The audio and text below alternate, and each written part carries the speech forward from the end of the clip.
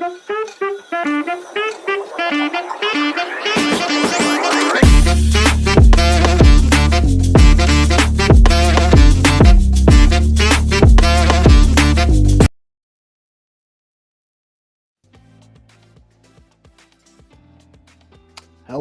welcome to episode 17 of Learn TA with Landy. Landy, how are you today, sir? I'm doing well, Peace. It is great to see your beautiful face. I am enjoying the market and the price action right now. I hope that you are too. And we got a few things to discuss today, as denoted by the title here. We're going to be talking about confluence and confirmation and kind of evaluate where things are at with everything that we've discussed thus far.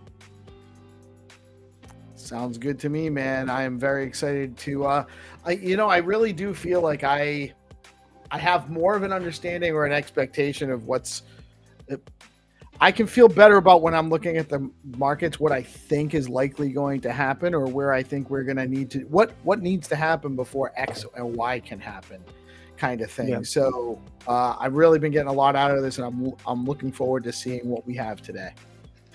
Yeah, man, it's going to be a fun one. We can just jump right into it, because this is, it's just a discussion about kind of where things are and where we might be headed and what we want to look for in terms of the confluences between different time frames relative to our previous conversations. And I am drawing this out a little bit while people come in. Let's see here. Let's see. I'm also sharing this out. Let's see. Yeah. So much appreciated, as always. And those watching too, when you do watch this, it's actually really very, very helpful for us if you share it out. This is good information. Anyone that's even just kind of interested in what might be going on with Bitcoin and isn't really familiar, you're going to get some good information as to how to just look at the chart and maybe get an idea of what might be going on. So it's really good information to share with your friends.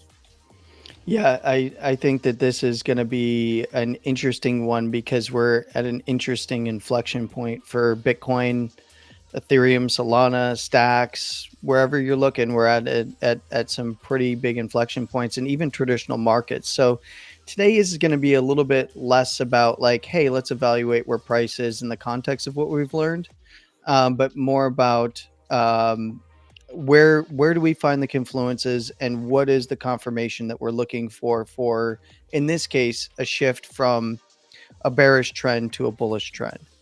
And we can start right with the daily here on Bitcoin, and we can see Bitcoin coming off of the lows has now moved up and gotten above this area of resistance where it had failed. So we've been in a downtrend this entire time, right? And in this case, the downtrend really started on the 30th of January, is really where we had a failure at the highs, spiked the close opens at 106 or slightly above, failed to close above there, closed that lower high after putting in a lower low swing. This was kind of our danger point, right? And when we've talked about trend previously, looking at like, okay, we were in this uptrend off of a nice low that was set at $89,000. We went in to make a new all-time high on a very odd candle. This was an inverted doji, some are going to call it an inverted hammer. It's not really a hammer. It's really just an inverted doji. If we're looking at candlestick patterns, which we are going to go back and revisit trend, support, resistance, volatility, and momentum again, and review these things with the knowledge that we have after all of these episodes, and start to get more into the actual technicals of like candle structure. What does the candle mean? What happened during that auction? That kind of stuff. But we failed to close above the prior all-time high while making a new all-time high, right? That was the first kind of warning. Came up, got that close open right at the all-time high, came down and made a lower low relative to the last higher low that it had just put in. That was the warning right there. Then on the next move up, we need to start seeing closes back above 106 and then proceed to close above 109 and a half or so to get continuation to the upside. We didn't see that. We saw a lower high and then consolidation that broke down from a key level that we've talked about prior to new lows, right? And then we've come in for a front run of the consolidation from last year on the high side structure here. And right now what we're looking for is, okay, we've got this downtrend that is now, broken on a close, essentially, at least for the most recent highs, got that nice break on Monday. And now we're pushing up. Well, where are we pushing up to? We're pushing up to resistance. And if we just look left, we can identify, the prior compression to expansion up from the previous range. So we had the highs get spiked. We come down for a higher low coming into election day and then immediately rocket up in an expansive fashion. And that's where we can look and go, okay, well, if we're looking left from where price is, what lows do we have to recover, right? And the closing, we first look at the wicks, right? Or these swings. And we have this series of swings, and then we have even this, higher low structure. We have the bearish candle down here. We have this higher low structure over here. So we have the expansion, the little bit of consolidation. We see this beautiful higher low coming in right here before pushing on to continue to make new all-time highs, right? So this area right here is our kind of our red zone. It's kind of the bottom side because this was a nice swing high to swing higher low to a high that was put in on a higher low again. So we have the consolidation and then we get a clear structural higher low on a close, right? So when we start looking over to the right, when this structure started to fail, we saw the compression here, the big expansion down that broke this common area for all these swings. And we can even get a nice common area. Well, where were we not closing in for all these swings? It was right here on the next higher low relative to this higher low. So we have the initial big push up. We have a consolidation sideways, nice little swing structure to a nice swing higher low and closing higher low. We make a higher high, higher low. We get a big old doji, come down, make a higher low, higher high, right? And then we saw that all of these swings, no closures, were coming in below this close open higher low here. Some would even take the swing low. I like the close open here because it's confluent with this consolidation high side structure, right? So if we were to just shoot a horizontal line across here, we can see that we have the structural kind of closes right in here, right around where this swing low is. And in particular, we have a nice close open that we swung above, put in a higher low, and then moved up. And we've, even at the time, I identified this as the low to this swing low to incorporate this wick so that there's a zone of interest. And that's personal to you. To me, I liked just the look of this particular close open right there. How it was relative to lining up with the swing structure right here for this high, right? Not necessarily this wick, although we did see a nice higher low swing come in here. We saw a front run of it here, so on and so forth. But it was more about this close open here and how this swing came into it, closed above it, right? And we see the close open came in right on this high that led to this higher low. Does that make sense? Yes. Makes a lot of sense. Also kind of, so just one thing that we maybe don't always touch on is what this is actually giving us is a visualization of actually what the price action in the market has been, where we wicked up to that price. What the market wasn't quite comfortable there. Then we ripped higher, but it had to test back down. Yep. It tested back down right to that same number that it had wicked up to before, because that's already been set psychologically by the market. So yeah, because this was the actual swing high. Yep. So and that's a number that the market's kind of searching for more or less. It doesn't have to always be on that number, but when it lines up, it makes sense. Yes. And so one of the nice things about Bitcoin is Bitcoin trades really clean. It's probably the cleanest asset that I've ever traded in my life. And that's going back to even some of the early days. And in this case, what we had was this nice higher high that was set here. We had the swing high was higher, right? But where we Real saw the quick, I closing actually high want to get just set. shout out XY0, Zero Authority. What's up, brother? And Mr. Wagney, how you doing, man? A couple of OGs in the live chat saying hi. Oh, nice. What's up, guys? Yeah, I'm not. I didn't even have. How did the chat get closed on my restream side? That's weird. Yeah, and shout out to those that have been sharing it in the different groups. I saw Examiner and a few others as well. Thank you guys. I appreciate it. One of the big things about this piece that you'll often hear is like, okay, we came down, we found some support. Guess where that support came in? Right at the first close open where the bearish candle came in. So post expansion, here's the beautiful part about this. So this little downside move was still in the prior range here, right? So what we're looking for now, right, is back then we were looking for, we'll say this is a green line above here, right?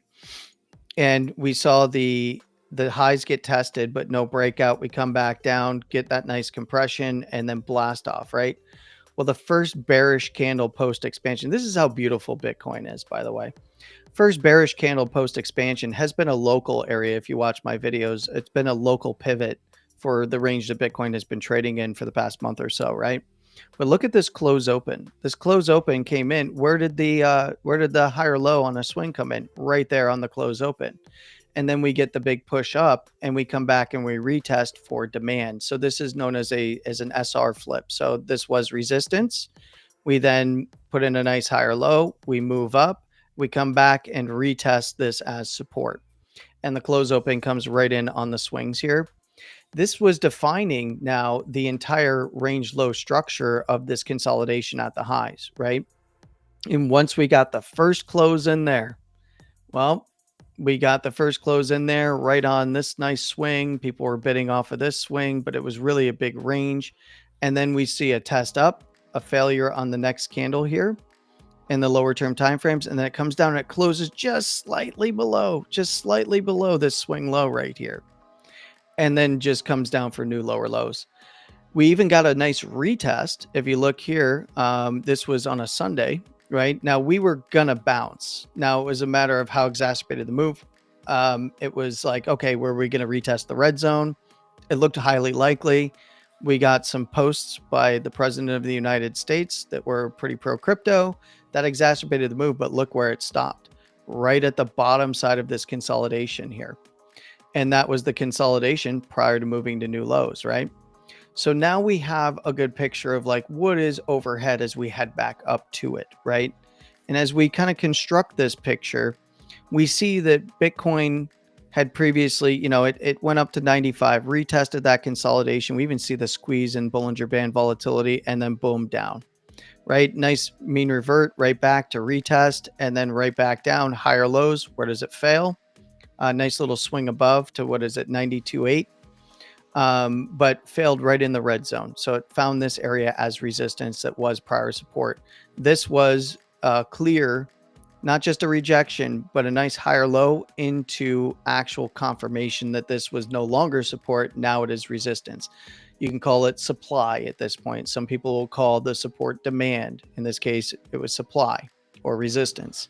And then new lows. Where did it come back to and test? 88,700, that higher low again. Comes down, tries to hold itself together. Comes down, spikes back up, no go, even gets front run, new lows. We now start working our way back up. We get a nice little equal high close, little higher high swings while still remaining below that 88.8, 88.7. But we get a nice consolidation sideways in the bullish half of the bands here. We knew at that point, hey, if this breaks out anywhere above 86.5, this is going to go up and retest these highs here. That was pretty much where I was on lower term timeframes. We saw the nice test up on the Monday candle.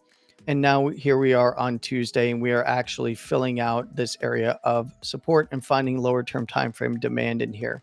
We're not immediately getting rejected, which is a positive sign for the bulls, but this is right in the thick of resistance. So we still, even though it's nice and bullish and it's a nice up candle, we're above these prior highs. We have to exercise caution until we see closes above this zone that can be considered resistance and supply, right? And we can even, refine that down to individual candles in the range. But realistically, I'm looking for a reclaim of 89 on the weekly, which is the weekly higher low. That's this one over here. We're on a daily chart, but this is the weekly, right? And then we need to see daily closes above 92. That would look really good. Now we can refine things a little bit further, right? And so right now what we're doing is we're setting conditions, and then we're gonna look for confluence here. But we also see that there's the basis band right here at $92,000. Now, some of you might remember, and we're going to get really deep into at some point, moving averages. We have touched on it before, but this is a 20 simple moving average. It's just taking the average closing price, looking 20 candles back, and saying this is where that average closing price is. Essentially, there's some more nuance to it, whether you're using SMAs, EMAs, so on and so forth. But in this case, we see that the weekly basis band is right here at that 92. This is important because if we see the daily start to break above here, that is encouraging for the weekly. There's also a few other things that are happening here. If we were to take some structural implications here for what's going on, we have the big move up. Right? We have a weekly higher low, we have a higher high, and now we have a lower low, we have a lower high, and a lower low, right? So if you look here, right on this line, essentially right at around 89K, we have a higher low. We do have a higher high, lower high close. That was the danger. Remember me calling that one out? I was like, uh-oh, that's not good. But it was this nice higher low right here. Also happens to be where this lower high came in. And we have a downtrend, right? We have a lower low and a lower high. And what we're looking at for conditions is a break of this lower high and a reclaim of this higher low, which could occur all at the same time. That would be a break of structure. So that would be breaking this downtrend. So now we have higher highs. What is the next thing that we look for? Higher low, equal low structure. Otherwise, this becomes a deviation of trend, meaning that it's a higher high, but if we go and we make lower lows and just get continuation to the downside, then we've deviated the downtrend with that higher high, and then we just continue on with lower lows. But you have to give it a chance. If we see closes above 89 here and a reclaim of this higher low swing, and we see, a trend break plus a reclaim, plus in this case for a weekly, setting a higher, setting the low on a close, not a higher low, a lower low on a close. So we need to see the lower low set. For me, that criteria is 88.8, or you can just call it 89. They're already calling out this as a higher low. I have different conditions for that. Technically, last week's candle, the Sunday closure did set a low on a close. I would argue that it's 86K needed to be beat for a technical low to be set on a closing basis, but that's just splitting hairs. It really doesn't matter. At the end of the day, I want to see the low set on closes above 89, essentially. A reclaim of this. That's also a break of the downtrend while setting a low and recovering an area of interest, recovering a higher low. So you have three confluences all at the same time. We would get a low set, a break of trend, and a recovery of a higher low. So those are the three confluences that I'm looking for. And the condition is closes above $89,000. We'll do it. That still doesn't get Bitcoin out of the woods on the daily, though, right? So now we look for additional confluences. This is on the weekly. So we still have a long ways to go to close above 89 on Sunday. Yes, we do. And that's where, it pays to be cautiously optimistic for the bulls here. I said it on my video yesterday. I'm swing long from the lows, specifically on the daily. I pointed out that I've been swing long since this retest of the lower low, because when it got there, we were getting bullish divergences everywhere. We were getting mean reversion signals everywhere. I was comfortable taking a swing long position, even if it dipped a little bit lower. I was ready to build that position out even further on the swing long side of things. Now I took profits, and I even opened a short position at the resistance here. That short position ended. I did take some profits on that short position in really low term timeframes, but I got stopped out. So it wasn't about I'm still swing long, but I got stopped out of that short position because it was a hedge. We're at resistance. It only made sense to take a scalp hedge. I took a little bit of profit on it and then got stopped out a little while later. I'm okay with that. Now that's when we get into like trading strategy and stuff like that. I'll talk in more detail about that. But realistically, we now know the conditions that we want to see for the bulls, right? Closes above 89, set the low on a closing basis, in the way that I'm evaluating in a more conservative way for price. And that might be, you might want to front run it. Maybe you're more aggressive than I am. And that's okay. Maybe you're taking the signal on the close Sunday as like, nope, that's the low set. So set the low, which will be a lower low, break the downtrend on closes above 89, and reclaim a higher low on the weekly. So those are the first three confluences that I'm looking for conditions to be met, right? Those would be fairly bullish, not inherently bullish, but fairly bullish. The other thing that I'm going to be looking at then is, okay, where is RSI? Are we getting divergence? Now, this indicator isn't going to show you the divergence, but this low on this low right here on RSI is from the initial move back here off of 54,800, almost 54.9. Right? So that's where RSI was there. We see that we're in higher low territory. And if we look at where we are for RSI, we're lower than that. So when you're looking for divergence, RSI is relative strength index. What we're seeing is a lower low in relative strength with a higher low for Bitcoin on price action. That is a divergence. In this case, this is known as a hidden bullish divergence. And this is stuff that we're really going to dig into. But right now, this particular indicator is calling the low set. And there is a drive of hidden bullish divergence. It's just not populating because I don't have the look back set very high right now. Meaning that I don't have it looking back as far as September 2nd at this particular moment. If I did increase the look back, you would see a blue line here indicating bullish divergence. So there's some confluence, but this is still counter trend, right? We haven't broke 89K yet on a close. We're definitely swung higher, right? So that's good. It would be a higher high on a swing, but I want to see closes above it. And then the next thing is momentum. Well, we talked about trend, right? So we're still in a downtrend. We have now broken, as of today, the swing lower high at 88.7, and we have in lower term timeframes reclaimed 89K. So those are all good things intra week, but we want to see those closes get follow through, right? The next thing that we pointed out is on the Bollinger Bands, 92K is where the basis is.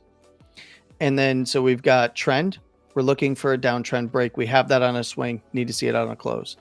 We have support and resistance. We just looked at 89 to 92 as the main overhead area of interest right now. There is further on the daily, but right now we identified 89 to 92 essentially. And then we have our basis band is where volatility is. That's where the 20 simple is. And now we have the momentum. So the first three create the fourth, right? So trend, support and resistance, and volatility create momentum. but never take one signal over another. They have to be confluent. They have to agree. Here on the weekly, we have a counter trend signal that has populated, and that is a full turn and confirmation of, you can think about it like, I like the way that Eric Crown from Crown's Crypto Cave, I think it's Eric Crown Crypto now, he explains it as, you can think about it like pressure. It is a counter trend signal as it stands right now because weekly isn't a downtrend, but this is, we have that divergence back here between, where we are now, setting this low, hopefully through the weekend, also breaking the downtrend on a close, all the way back from 58K. And if you look here, we also have a divergence on our momentum indicator between these 2 points as well, from the last major low to this low that's looking to be completed, right? And we can see it's coming off of a very deep level. So we have a big momentum divergence, and we need to see that trend break. We need to see that low set. And then that's confirmation that we're going to be hunting higher from the weekly, even if price falls, as long as it doesn't fall below $82,800, $83,000 on the weekly. So we're a fair distance away from that. Now we have our conditions and we have our confluences. If we're closing on the weekly above 83K by the end of the week, pressure up. If we break the downtrend on closes above $89,000, we already have a higher high no matter what, but we want to see that recovery of the higher low. We want to see the low set, and we want to see $89,000 break on a close, plus the divergences that we see in RSI and stochastic momentum point to price trading higher, and then giving us that potential look where we have a downtrend right now. And what would we want to see? No matter where this runs to, we want to see higher low equal low structure develop from here. So essentially what we want to see is we want to see this now get its downtrend break, right?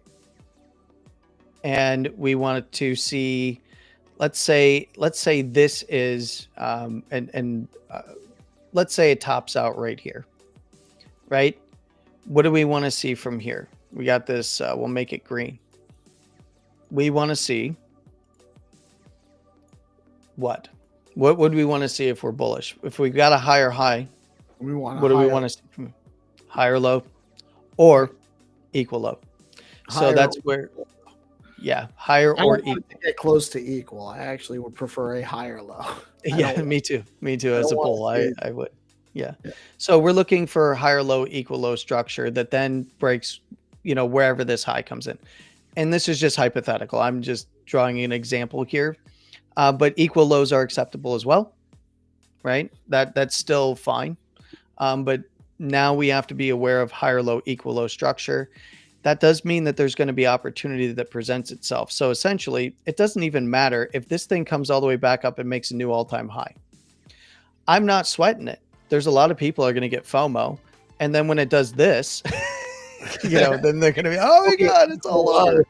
Right. It can still be an equal low at that point. And then you have even more room if it was to shoot all the way back to its highs for a higher low equal low structure, right? It's just got a lot of work to do. Now it doesn't matter. So essentially what I'm saying is, as long as it's a higher high swing, I do want to see higher low closes though. I don't want to see closes back below 89. That would be bearish, but we still would have to be aware of higher low equal lows. I just wouldn't want it so compressed around where price is right now, but I can do something like this, right? Come up to 92, 95, maybe right here where where the big Trump candles were, and then try to form up, because this is now going to be solidified as a base of interest, right? Between this close open low and these highs over here as a big zone of interest, right? Because we found demand in here that even front run these highs over here. So, we are just looking for higher low equal low structure wherever that comes in after we see a weekly high put in. And we're not there yet. Okay, we're not there yet. Right now, we're on higher high swings for the weekly. We need to see the closes.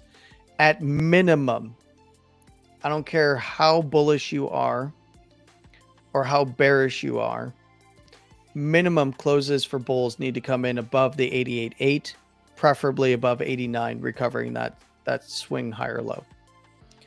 Then things are looking, we're looking at a really bullish setup that could emerge potentially from there. And then we have to find those confluences on the lower term timeframes relative to the weekly. And things are right in the thick of it right now. So I'll give you, if you want to, I know you've got somewhere to be here in a minute, but if you had any questions that I can wrap up in short order, let me know. I just got a DM from Nick, and I don't think he has a question about the show, but he just messaged me, "Hey, I have a question." So I'm not sure. Let me actually, like, literally, like, right now. I don't have a. Let me. So I guess I don't have any questions. It's really just a matter of still wait and see. It doesn't look like we're in a bad position. I mean, we're in a better shape than if it was not at least wicked higher, right? We got a higher wick high, or a higher swing high. Yeah, even if we get a higher wick or a higher swing, it would be a higher high, right? Right. From a swing basis, showing that price can break through. But the danger is closes back below $88,800, $89,000 for the weekly would look like this is kind of a rejection. What's up, GP? Hey, what's up? And this is where things would get dicey, right? Because it's so close to the current structure on the lows, right? And it's still in the bearish half of the bands. So that's where things, for the weekly in particular. So obviously I'm taking and just tracking the daily, and we're looking for, this to get continuation to the upside. Examiner asked a question. Oh, I missed it. Cool. Yep. Does Landy think BTC has depegged from TradFi, bringing this up because of price action yesterday, which it definitely wasn't correlated yesterday. No, definitely wasn't correlated yesterday. But if we were to take and add like NQ real quick here, and we'll go with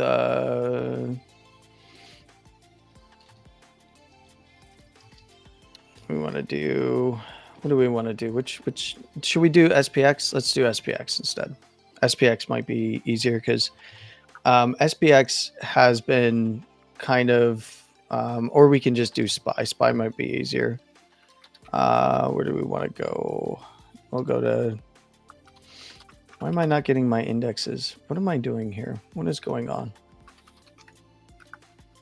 No, I don't want a short volume. We'll just do the trust. We're just going to do the trust for right now. And of course, I'm having all kinds of trouble today. But let's see. Hey, GP, are you hanging out for a show, or you just want to come on and say hi? I miss you, brother. Yeah, I'm coming on for a show. If peace got a dip, man, the TA's got to be taught, right? Well, I gotta listen. I do. I have about 8 minutes, and I have to drop. But if you guys want to keep it going, GP can man, lead it. I'm here until 3. Oh, nice.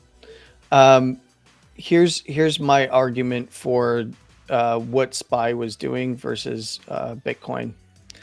I think Bitcoin was front running what traditional markets were doing, right? So we did see them fall in tandem, and we have seen a bit of a rise from here.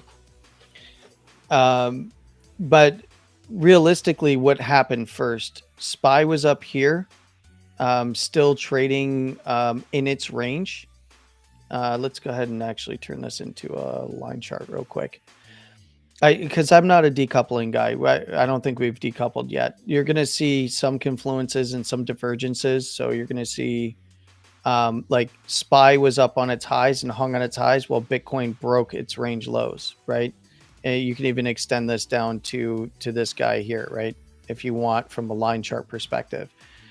Bitcoin is the white line here. It broke down first, and while SPY was still in its range by its highs, it spiked up and failed, and then shortly after they both ran and ran down. SPY recovered, Bitcoin recovered, SPY nuked, while Bitcoin has diverged. Could this be, the quote unquote decoupling stuff or decoupling event, Bitcoin showing relative strength? I think that Bitcoin is showing what we're potentially going to see in TradFi. Why do I say that? Because it dumped off first. It's not a huge part of portfolios for a lot of players, right? So it dumped off first, SPY followed. It's now being bought back up first. What do we see with SPY? SPY trying to set a higher low.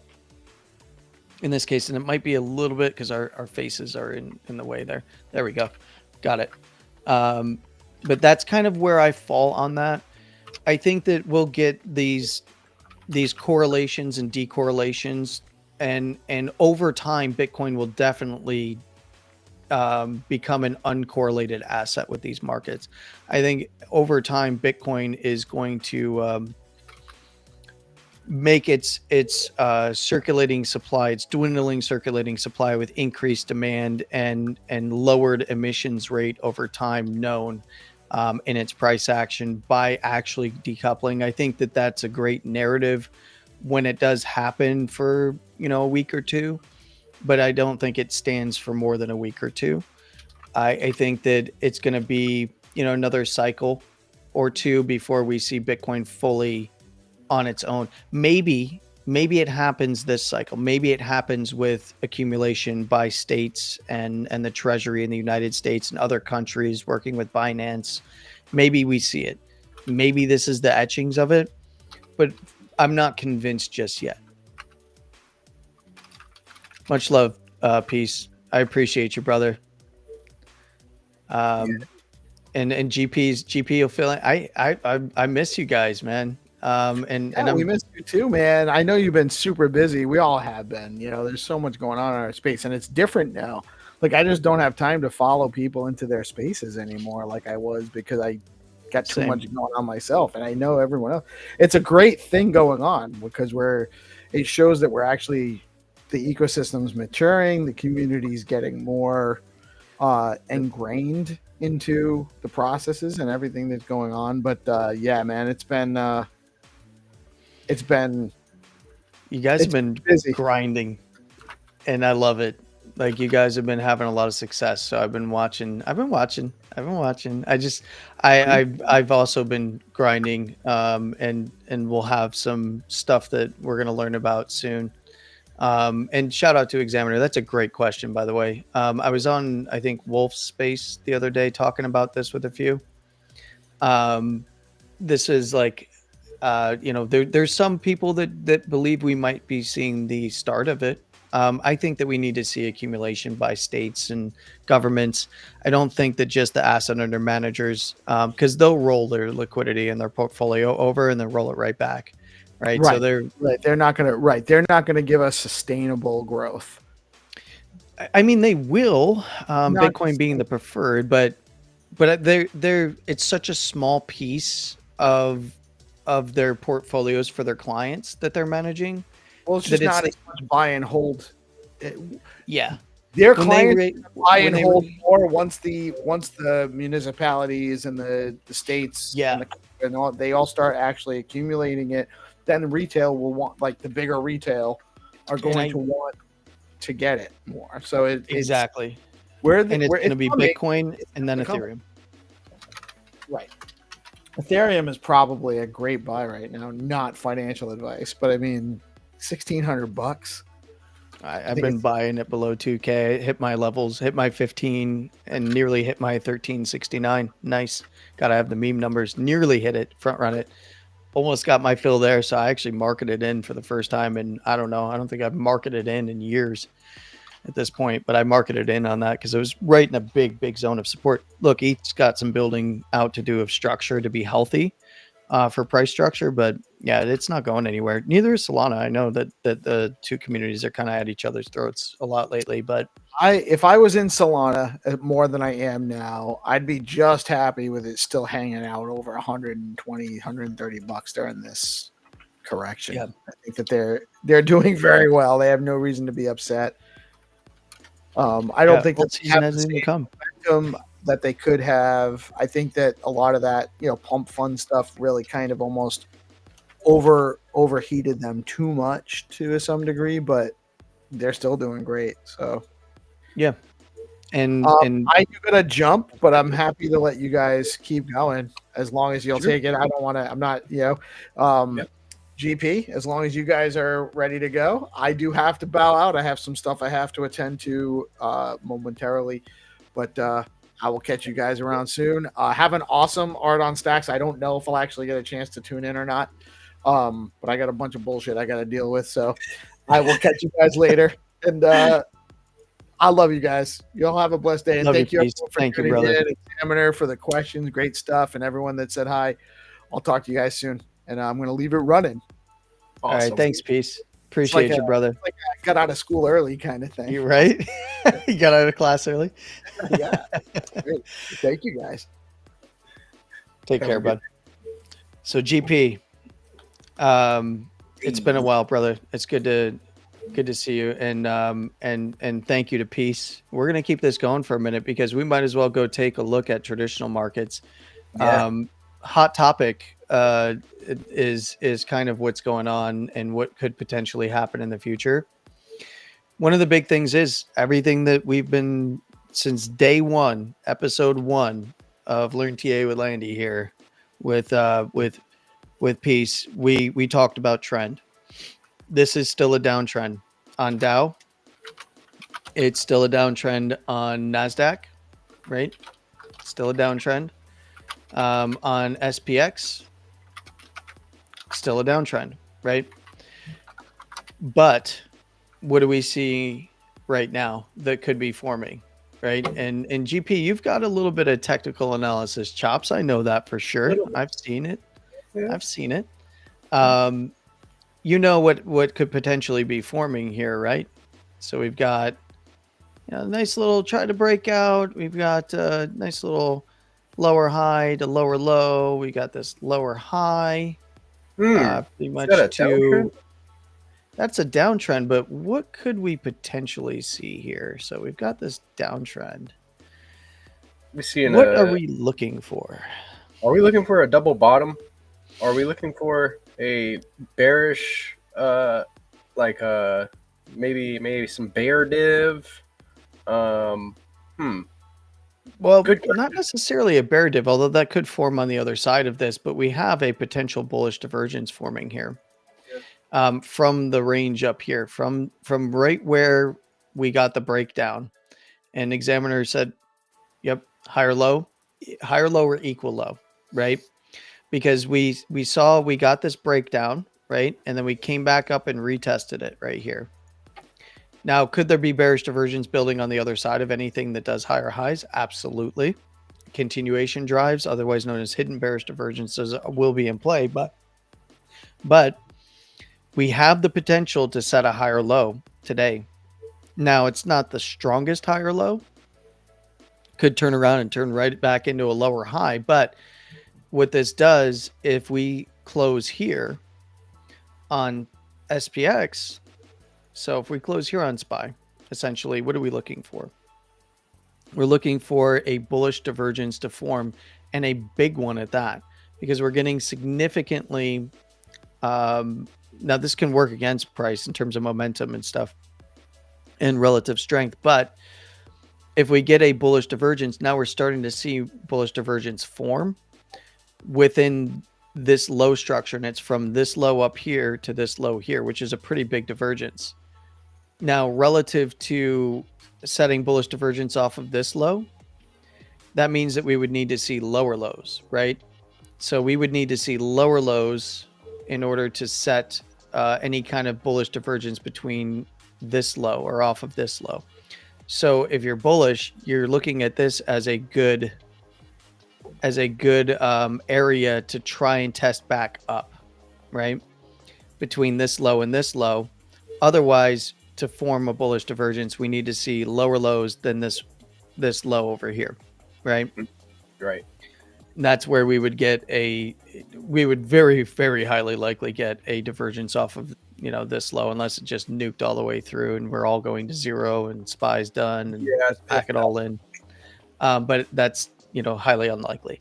So as it stands right now, we're looking at the potential for this higher low to at least show some bullish divergence signs that realistically, from an analysis point of view, just looking at the candlestick chart here, targets right back to the local highs here, right where the breakdown was, right where the retest came in, that kind of stuff. So we're probably looking around 5,500 to 5,440. Or if you're just using the trust, it's 540 to 550 essentially. But we need to see a recovery of these lows, right? And we can even move this. We can even move this down a little bit. This was just me kind of taking the first move to the second move down. Right. One of the big things that I've been doing is going back to the last time that we had tariffs. Now, there was 2 times before this that we've had tariffs as a narrative. One time we know about very, very well, and a lot of people don't know about the other. 2018 in traditional markets. So Confluence, this goes to Confluence and conditions as well. We need to see close back above 5,500, right, for SPY. That would look like a good reclaim, but still bearish below essentially 5,700 here. So there's kind of a zone of interest to be aware of there. And that's all just structural stuff, simple stuff we've spent tons of time talking about. And then we could see, even if it chopped around for a while, very highly likely that this is a major low that turns into a macro low, right? So what we're looking for here, though, is when is the last time that we had tariff narratives? Well, there was actually 2 times that we've seen even recently. We might remember that this was not tariffs. This was 2021 into the 2022 bear market. Of course, that was a liquidity crunch. We have no tariffs here. Oh, wait, here's some tariffs. 2018, fourth quarter of 2018. And now you see the bumps in the road in early January of 18, right? So it's 2017. Crypto was not following traditional markets at that point, right? We saw brand new highs coming into 18, the end of 18. We saw a big old correction coming off of all-time highs in 18. Trump had indicated that he was going to do tariffs around here. Market recovered fairly quickly. It took very, very short order to find the lows. Came up, higher lows, equal highs, came down, tested those lows again, then chopped its way in an uptrend all the way back to new all-time high before implementation. And it took 65 days, or it took 65 bars here, or 96 days to find the low. And then it was right back to new all-time highs. A little bit of structural changes, but continued to make new all-time highs coming into the big old March crash, which only took around 30 days to find the low for SPY. We, of course, get the Fed change in terms of policy. We get inflation that needs to be fought, and then we get tightening. Liquidity dries up, market goes down. It took quite a long time. It took about 282 bars to find that low and then recover throughout the rest of 2022 into 2023 to make a new all-time high. And then we got a bit of a correction here. This was a pretty big correction. This was there was some important things going on in 2023, but was not talked about in the media. But there was some talk about Taiwan. There was some talk about potentially putting tariffs on China, and that scared the markets. We got a big old dip in the end of 23 into 24, and then in May, we had March, April, May. We had tariffs from the Biden administration come on board. And then they were going to be implemented, and when they were going to start their implementation was July. So the fact sheets and everything else went out in May. And then into June and July of 24, we had some soft implementation of those tariffs, and we saw a big old correction. Now, my point about this isn't about do you agree with tariffs or do you not? It's how long did it take to find the actual low? Because it wasn't really, it was for those that were heavily invested in China and the CHIPS Act and like all this other stuff. This was a little bit of a scary time, right? In terms of where are we going to go with our money at this point.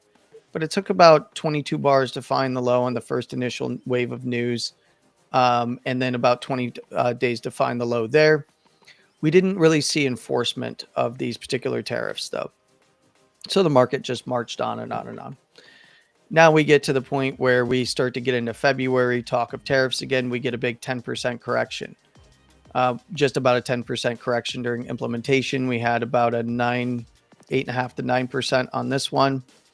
But because we have a common president that is talking about tariffs, 5% actually. Here's the 10%. This was the original talks about Taiwan, chips. Should we be going after China in terms of trying to protect our interests and stuff like that with tariffs? And they were going to be scaled tariffs over time. We saw the 10%. And then we had, tariff talk, new president, market dumps 10%. Market dumps the other 11% or 10.5% out upon implementation.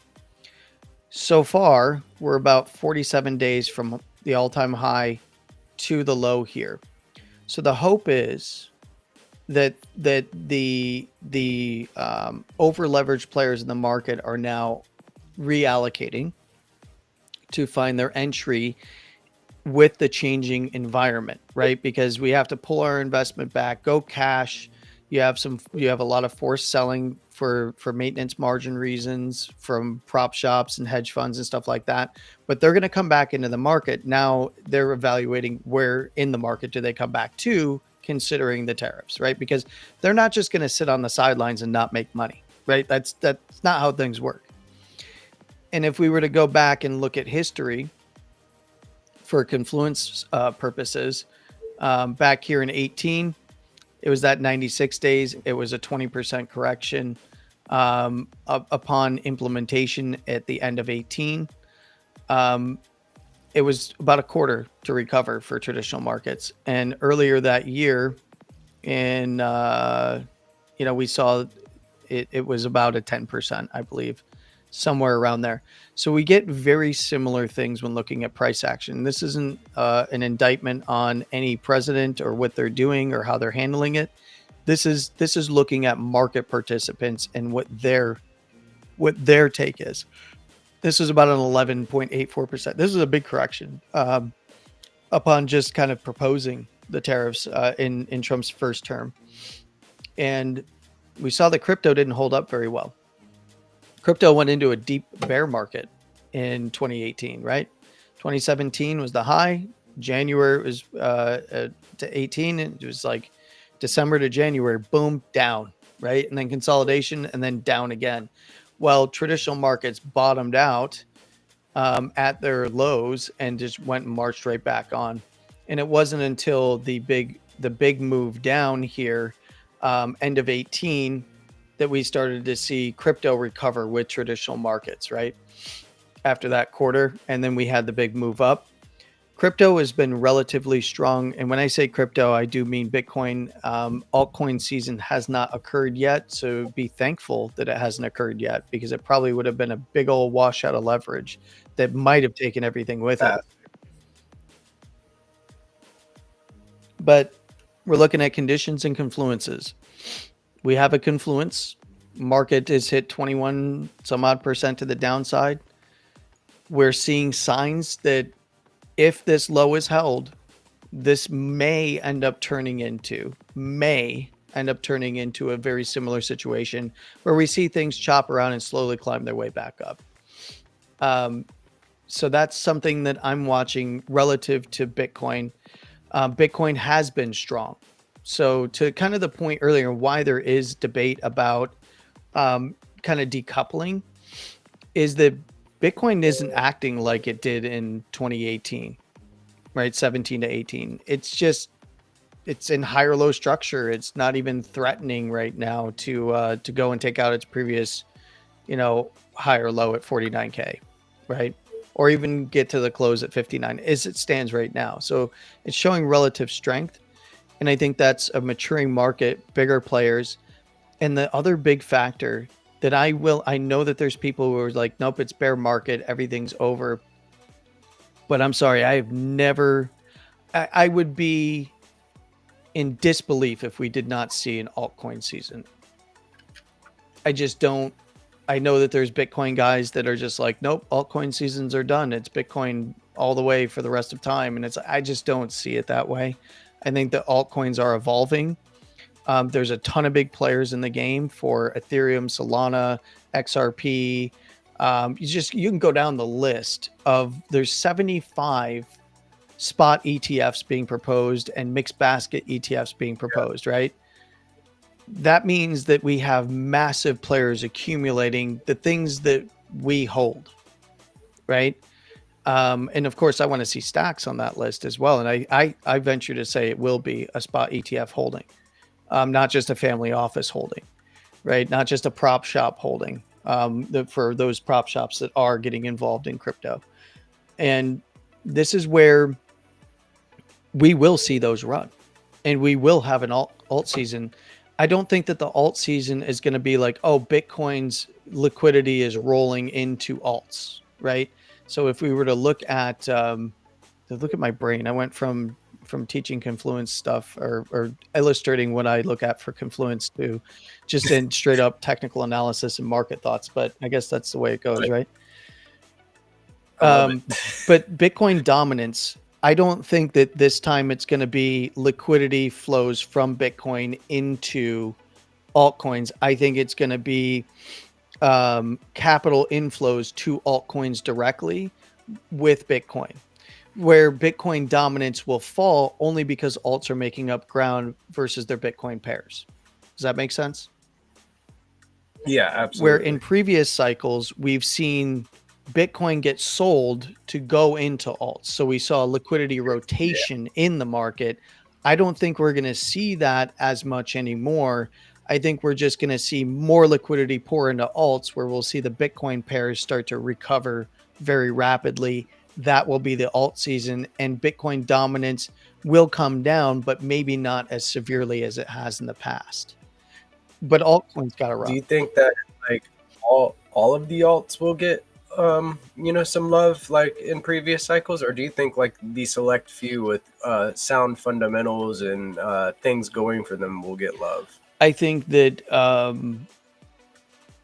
if it's a major chain and it's got mind share and it's known and it's got good tech, it's going to run. Right? Like I know that there's a lot of dogging on Ethereum and Solana, right? But those are the two big dogs in the alt space right now, right? Like, so of course they're gonna be people from both sides that are ETH maxi or just prefer ETH, and those who prefer Solana. But at the end of the day, they're both going to do really well when we get an alt season, right? And so will everything else that actually has real tech and real investment behind it. I don't think that we're going to see in everything run for alts. I think that some alts are just going to have to take a back seat for a while because memes have entered the game in a much bigger way than many expected. And if you're trying to capitalize on that, now you have, so you actually have prop shops and financial firms that are, they're looking at this like, okay, is one of these major projects attached to a meme for mindshare, or is it not? And I don't know how that goes for them, because I know that that's what VCs are looking at, right? It's why you get the TGEs for these major networks, right? With all of this vested supply and unlocks and so on. That's why we have what we have, because they're treating it as a meme coin fund and a fundraising aspect. Because a lot of these chains, a lot of these projects, like major projects on chains, what are they doing? They're getting their seed rounds They get their angels and their seed rounds, and they do their Series A. Now they've got a lot of, equity debt, or debt, just straight up debt, or they've got equity players who need to get paid right at the end of the day. So what have they been doing? They've been running the TGE loop to fund that, pay for all of the different marketing and building that they've been doing. So they got to get something out the other side of it. And if they can latch onto the meme side of things, that's the way they've been going. I don't know how successful that's going to be in the future, right? I know that airdrop farming is great. It's fun. It's free in most cases. But we see what happens with all that supply side pressure. And once those bigger players start taking their chunk from their initial investments that they put into this technology. So, and I'm not calling out Mantra, but I'm going to call out Mantra. Oops. And look, they can blame market makers. They can blame this and that. What they did, to be quite honest, like in reality, is not abnormal in traditional market world. But if you're doing a stock buyback, for instance, it's announced beforehand. Like you actually, there's paperwork to fill out and shit. There's things to do. Right. Just like have that happen, and then you announce a token burn. Yeah. Like. So like the biggest thing here is this is going to be very hard to recover, right? Like this is going to be very hard to recover because they had thin liquidity. They're rehypothecating that. And then there is a lot of, pressure still because there's a lot of token unlocks, and you can burn as much as you want. Have fun. You're burning away, team supply or whatever it is, trying to make things right. But taking OTC deals and even vesting those guys is great. Sure. You can go and you can put money into the chart. You can you can go and provide one-sided liquidity, right? You can TWAP. There's nothing wrong with those things, but there's the matter of, are we stating this or not? Because there is legalities to these things. And like most of these projects aren't using, actual market makers. They're using air quotes market makers, otherwise known as market manipulators, right? Because real market makers actually have, like, they have to adhere to the law. They have to adhere to SEC rules and FINRA stuff, and like there's, it's CFTC rules. There's a rule for everything that you're doing when you're making markets, and there's been plenty of people who don't, the firm that you're with might get dinged. But you will end up in court, like if you do something that is violating the law. Like this is not abnormal. Sometimes you can get away with a fine if it was something that wasn't really, that big of a deal and you just fucked up. But there's consequences, and there isn't in a lot of crypto because there's a lot of market makers that aren't, registered here in the United States. They're not following SEC, FINRA, CFTC, or any of this stuff, right? They aren't. They're registered overseas as a different type of business, but they pitch as market making services and stuff like that. So who knows what they were actually using or who they were actually using? Some guy on the internet, some PFP of a puking frog is like, yeah, I'll make the market for you. Give me all your tokens, bro. Dump, right? Like, look at me. I've successfully market made 500 different tokens. Here's my portfolio of these tokens. Look, I photoshopped $300 billion worth of trading volume that I've done. Like, no, come on. Like that's the kind of people that they're using. And shout out to my puking frog. I love this frog. Yes. Big shout out to the or those maxi. Like realistically, we're seeing that this narrative is the TGE stuff is if it's not done right, like if you're going to do anything with tokens, and what I'd like to see become the narrative after the bigger ones like Mantra and a few others have kind of taken a spill, is if you're going to do OTC deals, that money should be going right into the liquidity pool. You generate the fees off the liquidity pools and the trading volume, because you want to encourage robust liquidity and robust trading volume, because that's what makes things survive.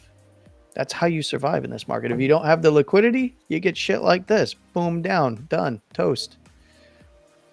And somebody can move your damn market with $100 million on a $5 to $10 billion freaking asset when it was at its highs. Give me a break. But if $100 million Yeah. is tanking it down 90%, that means you had nothing in terms of liquidity. Like, I saw a post about somebody suing Mantra or the team from Mantra. Did you see something about I that? wouldn't be surprised, especially if I just did an OTC deal with you and you told me something that didn't happen. Right now, I'm vested with your like garbage ass token. Yeah, it was like $3.5 million that somebody invested, and they got in touch with their lawyers. Oh yeah, And there's all I'd be sorts in of touch stuff. with a lawyer. Like, Yeah. hey, we just did an OTC deal, and I gave you, $1 million at a discount, at a 50% discount off. I'm in at 250, and now it's worth 53 cents. What the fuck, bro? Like that, I'd be with my lawyers as well. Like, fuck that. I don't care. It could be 250 grand I gave you OTC. I don't give a shit. I'm going after you because that's a straight up rip. Right? Like that's, and I don't care. I don't agree with Coffee. I think that it's not pumping the chart if you are buying back. It is how you're doing it. Right. And are you using a market maker to scale in and protect downside or take, because if they're not providing liquidity to both sides of the trade, then they're just putting on volume on one side to pick up tokens and resell them. Now you're in hot water. You can't be doing that. Right. Like, but I don't agree with putting it, like, it depends on the nuance. Are they just buying it? Or did they tell anyone? Are they using a market maker that's registered? Yeah, right. Are they, like there's a lot of nuance there that I think gets lost with guys like him. But I think that he does a great job in his investigations. Like that's just my one critique of that kind of stuff. But I don't know. Maybe I should do who was the Confessions of a Market Maker guy? Maybe I should start doing that. Yeah, dude.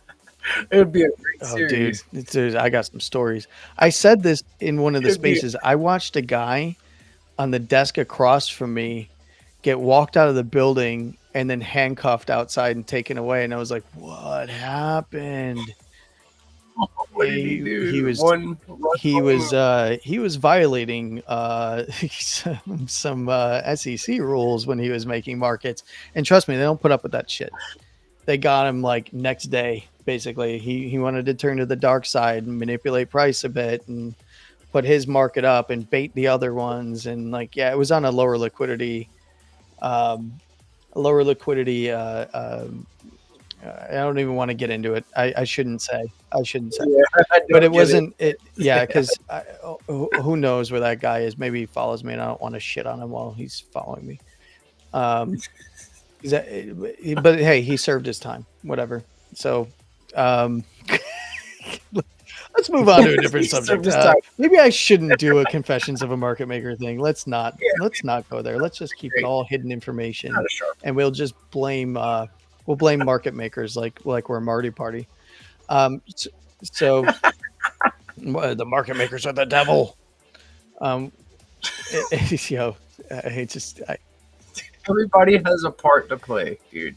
Come on, man. I mean, he does. He plays the I know this subject inside and out, but I really don't know it. That's his part to play. And look, shout out to him. He's been right before, but when he's been right. Yeah, I mean, probably once or twice in his life he's been right. Yeah, I imagine he's been doing well. Look, I'll stop shitting on Marty. He's a personality, that's for sure. Yeah.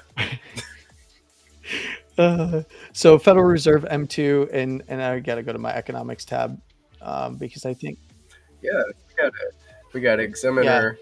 Yeah. Examiner saying, can you mention the increase of M2 money supply? Is it U.S. banks increasing the supply, or is it foreign central banks QE? It's a combination. So global liquidity is rising. Japan, Europe.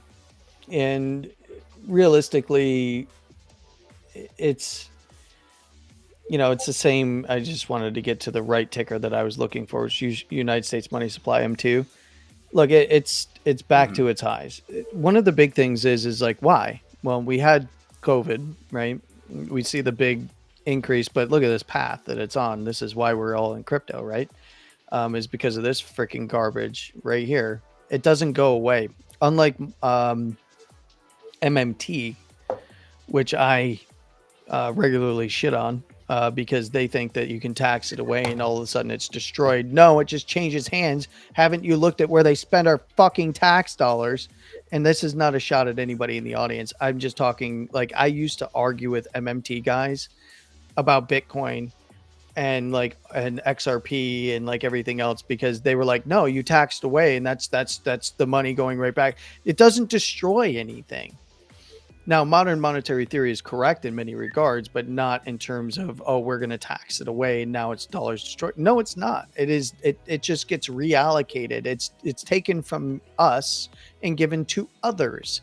It's not even paying the debt. And even if you pay the debt, that somebody is getting that money because they are the ones that are owed that money, right? So we are on this race to the upside.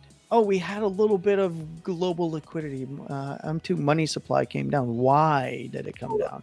Because the Fed tightened, right? 22 into 23. And why did it go back up? It's a combination of factors, international and national. In this case, it is because they did the bank term funding program, SVB, and then what was the other bank? Shit. The New York bank starts with an S as well. And now I can't think of it, but that's, either way, they did that. They quote unquote ended that program. But it continues on. Where's the money coming from to absorb all these regional banks? Right? Like that's what's been happening behind the scenes. And it's all a little bit of Fed sorcery. And in this, was it Signature Bank? Thank you. It was SVB and Signature were the big ones, but it was then a cascade, right?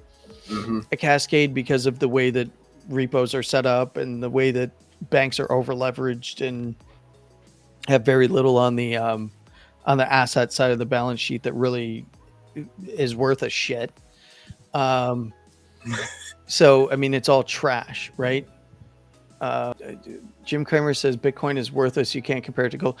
If that is the case, yes. I would shit myself if he really said that. I don't want him being bullish on Bitcoin right now. I'd like to see the resistance break. But yeah, Please. just be really, really bearish. Okay. We need a bearish Jim Cramer for a bullish. Keep an eye on what's his name? Bill Ackman. If Bill Ackman starts getting bullish, man, it's time to pack it in. We're done. We're cooked. The Ackman indicator on the lows, him and Jim. I mean, Ackman's like at the actual low though. Like you can be on the 1 second chart. Ackman tweets something bearish. That thing just rockets up. That's how you know he bought, right? Immediate. He is the best inverse. He's been the inverse before inverse Kramer became inverse Kramer, right? Like, and Ackman was the OG on socials, at least. Kramer's been around obviously forever, calling markets the wrong way for his buddies. But look, when it comes to, so the question that Examiner has is with the M2 money supply, global liquidity rising. I added on global liquidity, but I imagine that he's aware of this as well. He's pretty tapped into this stuff. Is it because of QE? Yes and no. There hasn't been too much policy out there in terms of QE. It's been a lot of soft QE, a lot of balance sheet expansion, as they like to say, which is just QE without having to make it a policy of being the buyer of last resort for bonds, and or actively buying bonds to push, rates down. In some cases, we've even seen some rate increases. This is a function of just all of the money in the system that has been printed into the system, re-entering the system with new money being printed via spending around the world, right? Because there is always going to be spending, whether it's from the US, whether it's from other countries, Japan, China, and all of those that are going to trade out into the dollar at some point. It's because of that, right? So I would agree that this is because of a combination of the factors, U.S. based and foreign based.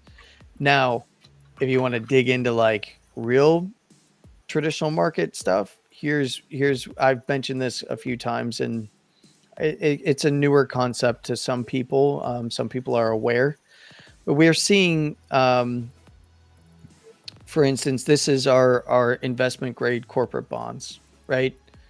This big move down was a big sell-off, right? This pushed interest rates higher on investment grade bonds, right? And then if we were to look at the totality of this move since the highs, so we had accumulation, so yield pushed lower. So up is down when it comes to yield. So investment grade bonds going up in terms of this ETF.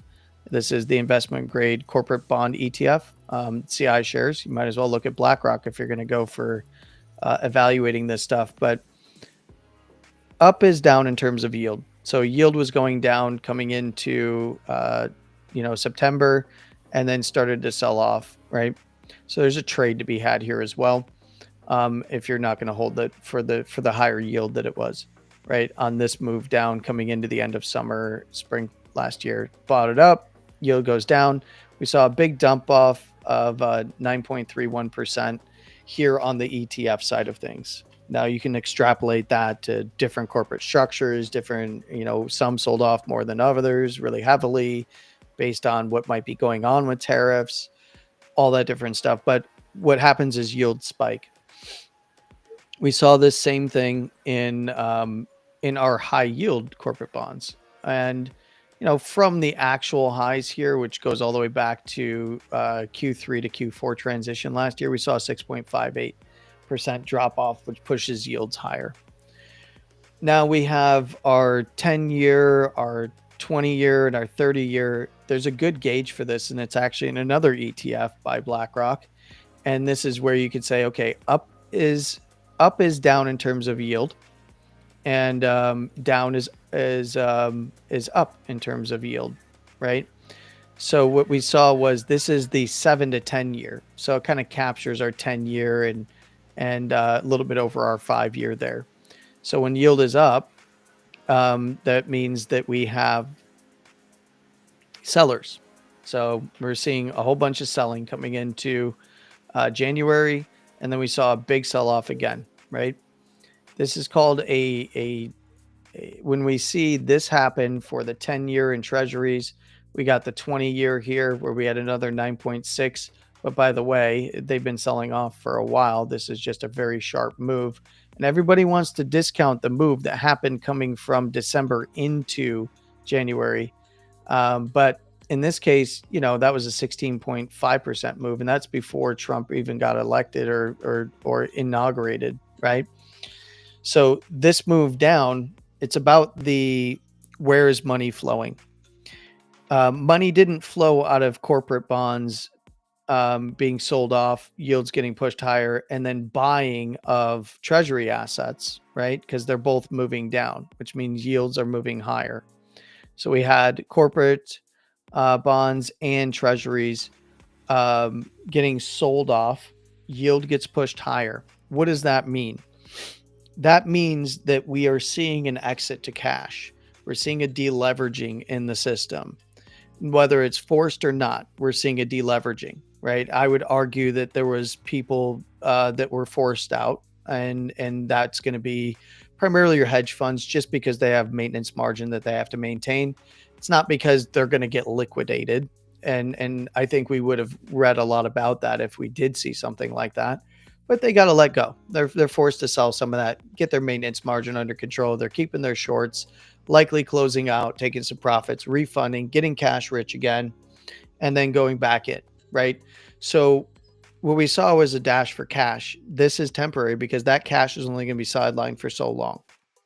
And they can sideline it for a while because they're still going to have positions open on the other side of this as their hedges have turned into longer term swings in many cases. But this is where we can then start to entertain, okay, where is that cash going to be allocated, right? We didn't see a divergence between the two. For instance, if we saw treasury yields getting sold and then we saw, so that'd be your IEF, your 7 to 10 years, or you could just go by the treasury bonds over here, but it's just easier to look at the ETFs. But if we saw this getting sold, right? So treasuries getting sold, but then we saw corporate bonds getting bought. Well, then we actually have a different environment. We're seeing a rotation from treasuries into bonds. We don't typically see that, or vice versa. Corporate bonds getting sold and treasuries getting bought.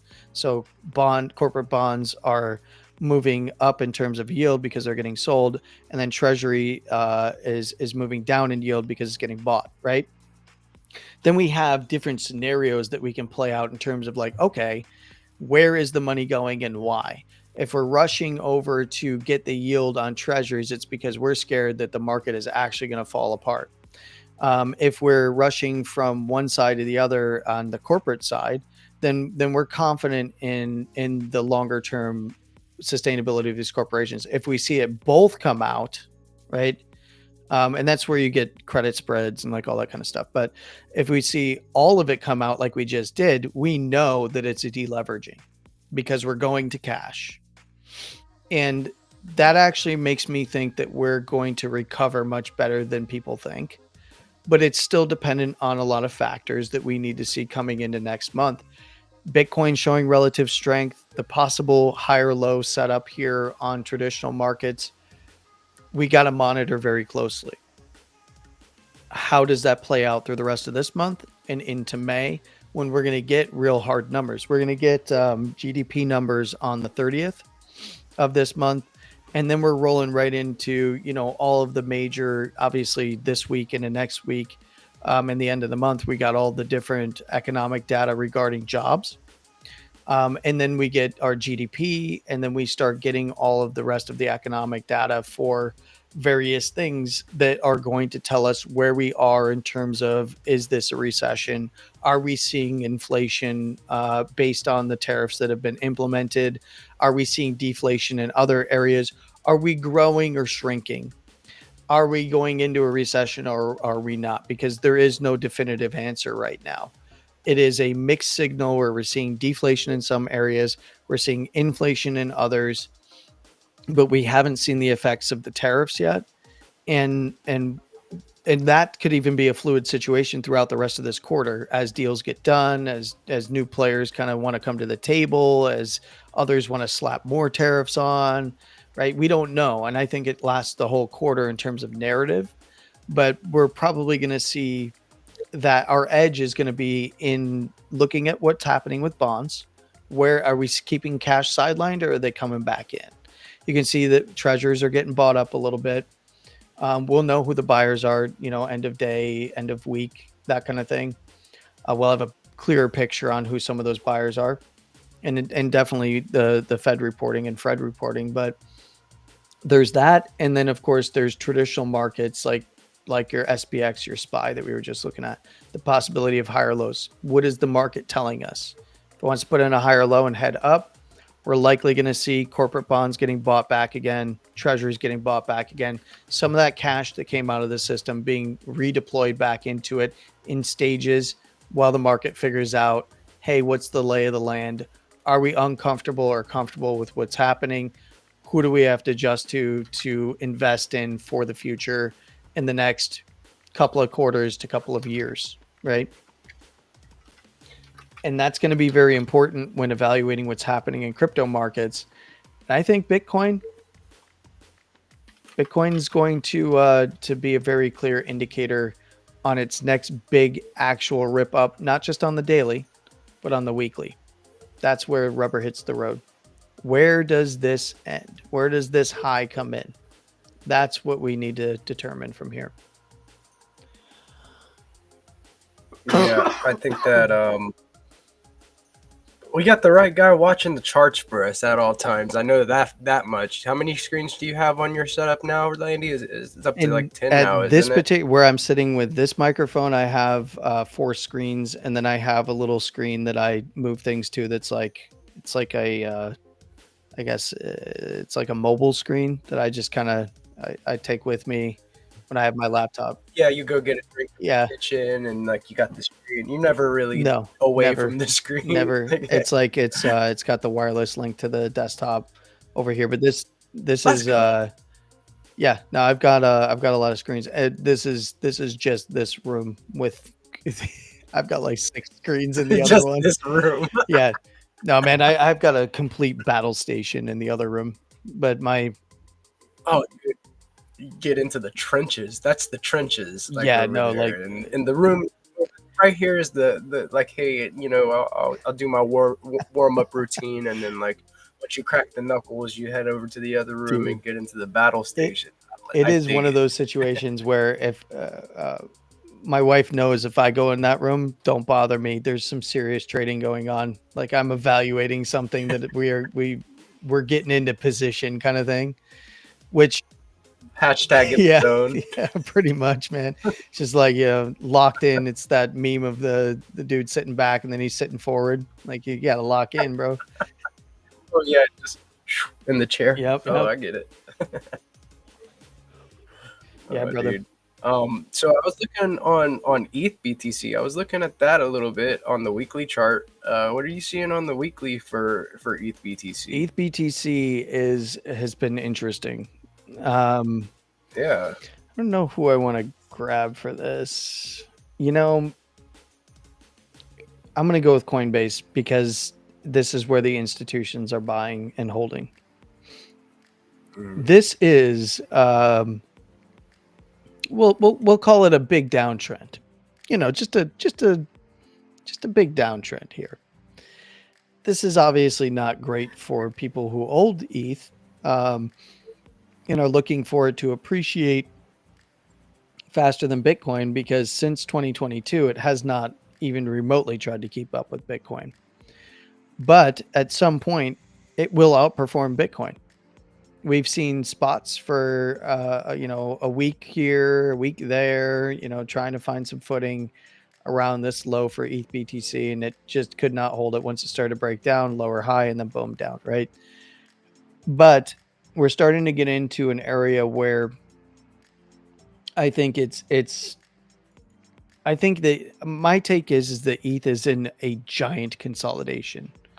I don't think it's going to resolve that consolidation to the downside either in terms of its macro structure. That doesn't mean that it doesn't continue to plumb lows.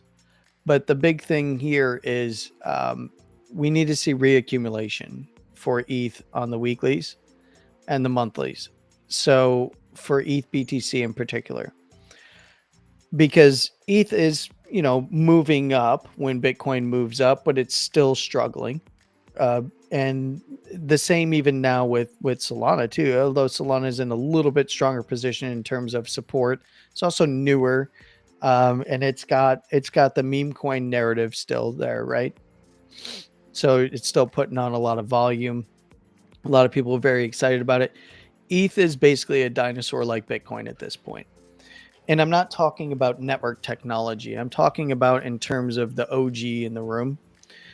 Ethereum's not going anywhere, and it's getting to a key level on ETH BTC where I would expect it to bounce fairly soon. It's got spot ETFs. It's got a bunch of massive players in the game that are invested in ETH and are going to continue investing in ETH. The big narrative is like, oh, well, it's got all the TVL. Yeah, but that TVL from those stables can go anywhere. And when that's often what we're seeing is the relationship with those stables, USDT and USDC, flowing all over the place. It's great that it's on Ethereum and it's Ethereum based for that TVL, but in reality, we're seeing that flow to layer 2s on ETH, right? And that's where it's about who's going to, I think what is going to pick up prices. One, it just makes sense as an investment. I'm not sure about the RISC-V move because if you're running a full node, there is no RISC-V hardware that can replace full nodes right now. So it needs to be emulated. What does the overhead look like for emulation of RISC-V in a move like that versus, the benefit of moving that way? Does it really increase the TPS or does the overhead cause issues? Because then you're running RISC-V with backwards compatibility for EVM to support all of your layer 2s while they move over, and then you're loading the RISC-V portion. Where does what do the numbers kind of break down to for cost benefit analysis in terms of CPU overhead and just manpower to readjust things, right? Where do they find consensus, that kind of stuff. I think that it's the perfect time for this stuff to get rolling. I saw a take. Somebody, I can't remember who it was, said that Ethereum has been scaling horizontally for the longest time, and Sol is scaling vertically. I would say that's a good take. But I mean, that's also age, right? Ethereum has been around a very long time. The EVM architecture has been around for a long time. Solana doesn't have a lot of layer 2s, but there's layer 2s coming, right? Like there's going to be specialization layers that are going to be built on Solana. Solana's got a really good DeFi ecosystem, but it's pretty much wholly ignored because everybody's degenning and playing the casino side, right? Ethereum is kind of where DeFi got started, and we saw the DeFi run. And we saw the NFTs and the meme coins pop up there. And, are they losing in that narrative? Yeah, I'd argue, yeah, and they're fighting to get it back. But in reality, when looking at price, I think that Ethereum's a steal. Below $2,000, anything below $2,000, if you're accumulating, I think in the long term is a steal. Could I be wrong? Absolutely. But I'm willing to be wrong on this because I put my money in it.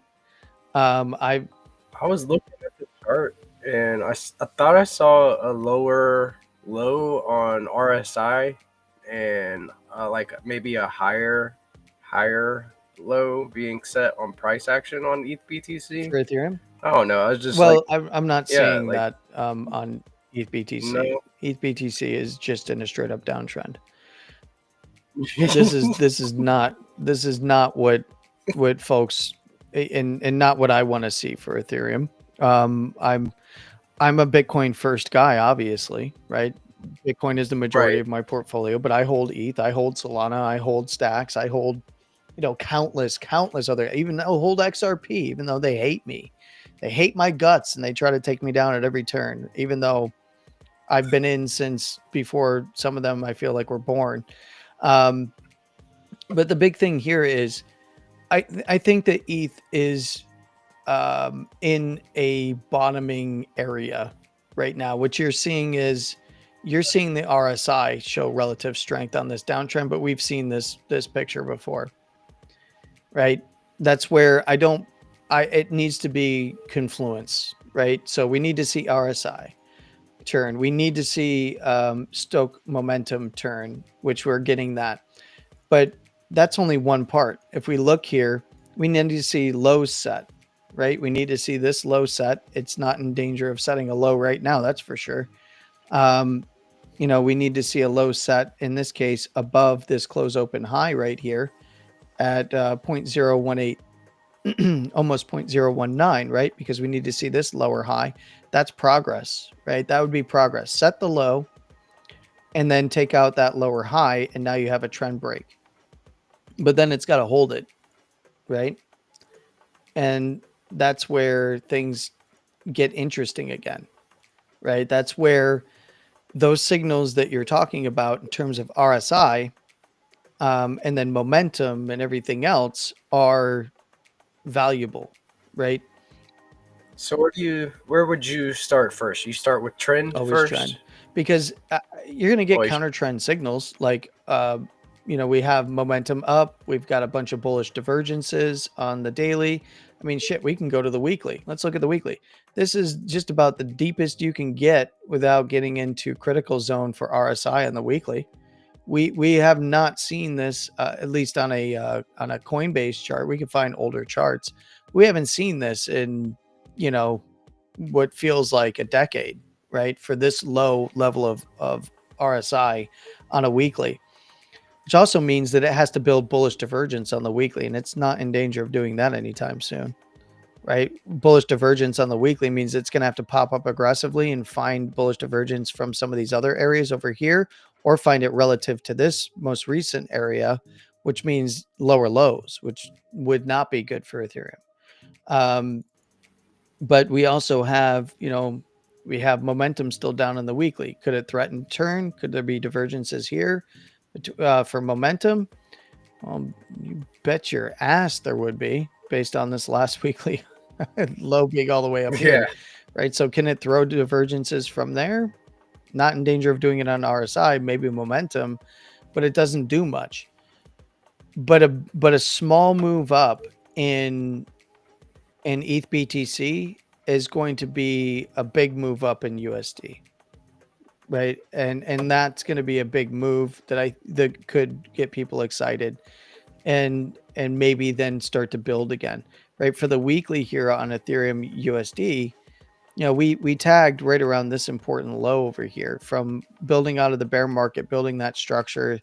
We had a higher low here to higher high at 2100, and started to build our way up back to the 4K to 40, basically 4,400.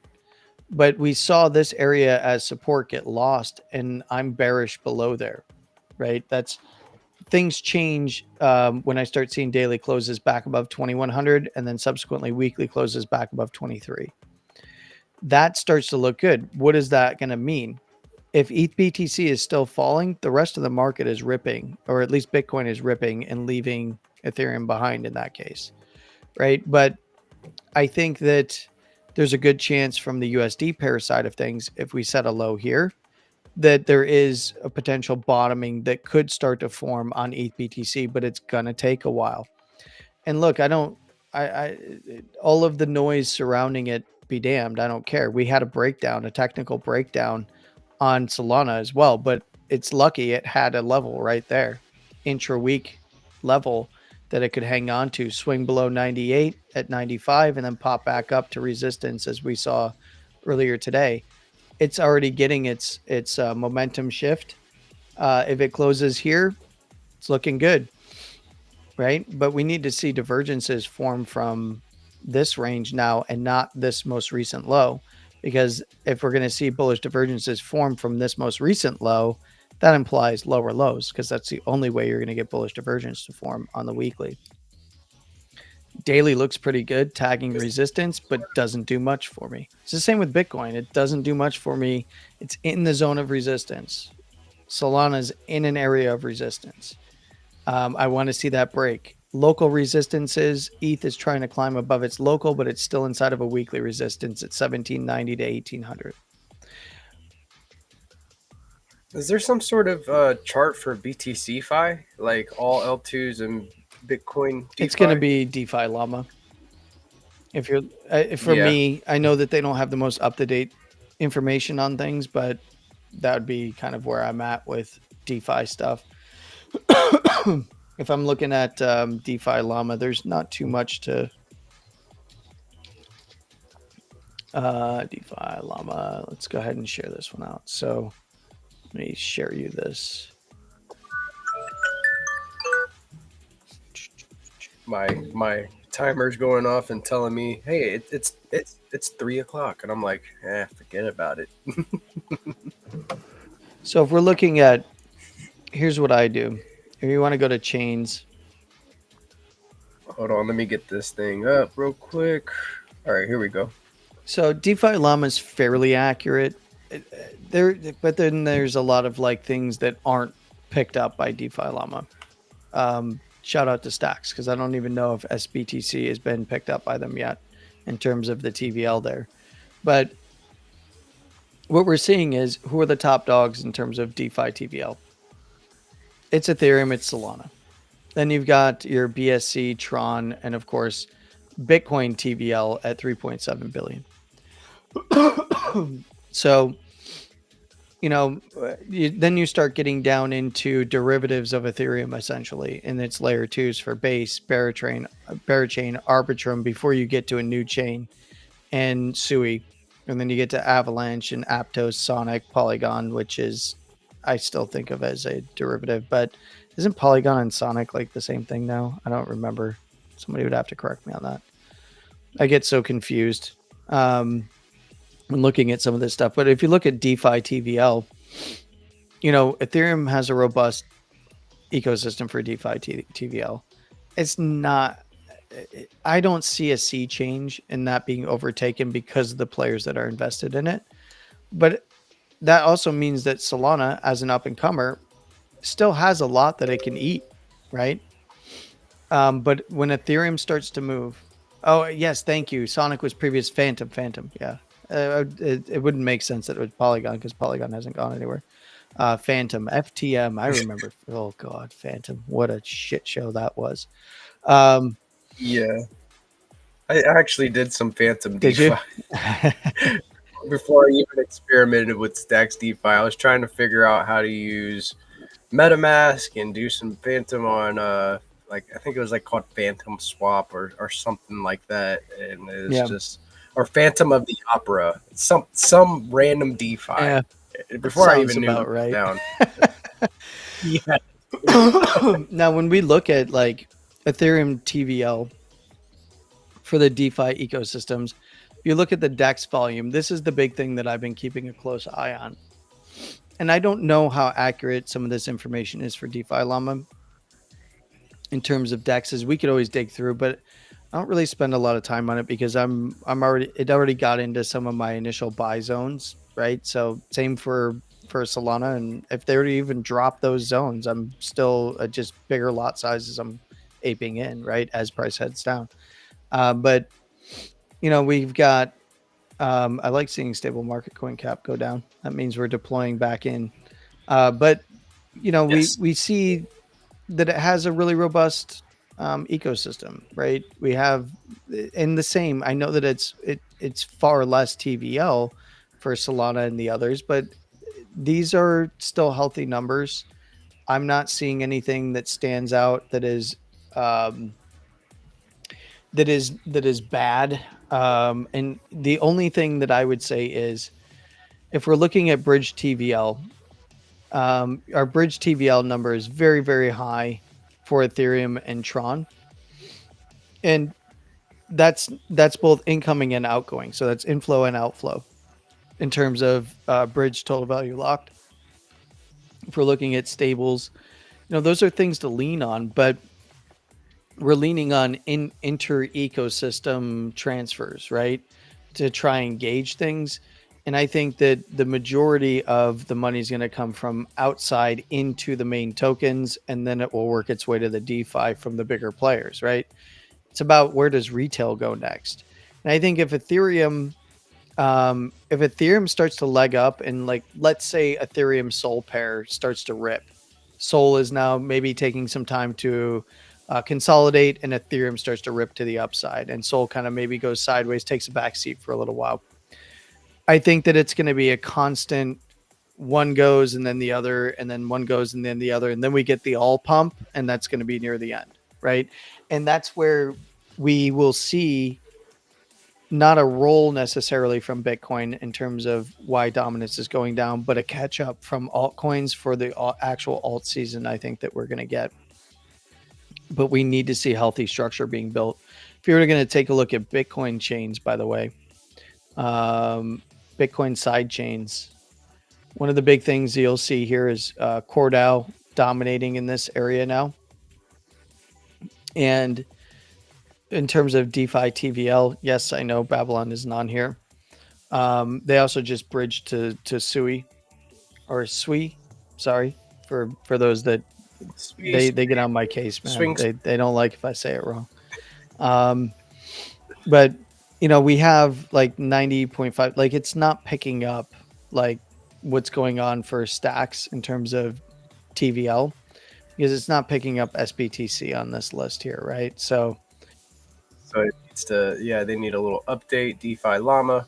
Maybe it's in a different area. I don't know, right? Like I'm not quite sure. Right. But like, stacks is quite a bit higher on this list. What are we at? We're at 3,000 SBTC like 6 or for stacks. At least actually it should be a little bit more. It might be like a little bit over, but I know that 3,000 what are we at? We're at like 91 and a half, we'll call it. Yeah, 91. Yeah, so we're at 274 million in an actual TVL because of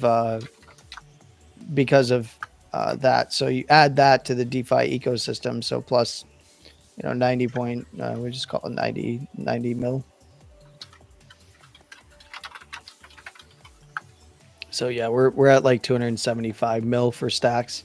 So that would put it at right above Bob, right in between Bob and BitLayer in terms of DeFi ecosystems for Bitcoin. So it's basically probably spot number 4. And there might be other protocols that aren't being picked up by those by DeFi Llama for those chains as well. So somewhere I would put stacks in terms of DeFi ecosystems and TVL somewhere around the 4 to 5 category, depending on what's being picked up and what's not.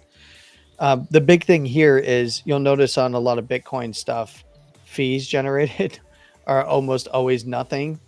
And I'm not quite sure where it's picking, like 24-hour DEX volume, it doesn't pick up. So there's some issues in terms of sourcing that information from Bitcoin layers because they're so new, right? They're relatively new. Right. Yeah. Even for as old as Stacks is, it's been being built the whole time. You've got Rootstockman being built and all of these things, the OGs have been building for a long time. And then you got a lot of newer players, and how to aggregate that data. And the aggregation of that data is going to take a little while, but this is what's going to pop next. Bitcoin sidechains and Bitcoin DeFi is the next massive narrative. I can tell you that your quote unquote family offices or mom and pops or whatever you want to say, including and up to your actual financial firms, otherwise known as prop shops, are very interested in Bitcoin DeFi. It's one of the reasons why we have the TVL that we're getting. It's not just, and it depends, you can go network by network, but in terms of the actual TVL that we're seeing in the Bitcoin ecosystems, it's interesting to say the least. And then you've got proof of stake, basically protocols here. Check out stacks back at 80 cents. I shared this yesterday in our cool guys chat for Stack. Yeah, our cool guys. I know the cool guys chat. And I was looking at this spike to resistance right here, and I was like, hey, this is the green line. This is our green line. Where at? And then are you sharing? Oh shit. Share this tab instead. We were talking about TVL. So yeah, this cool guy chart. Yeah.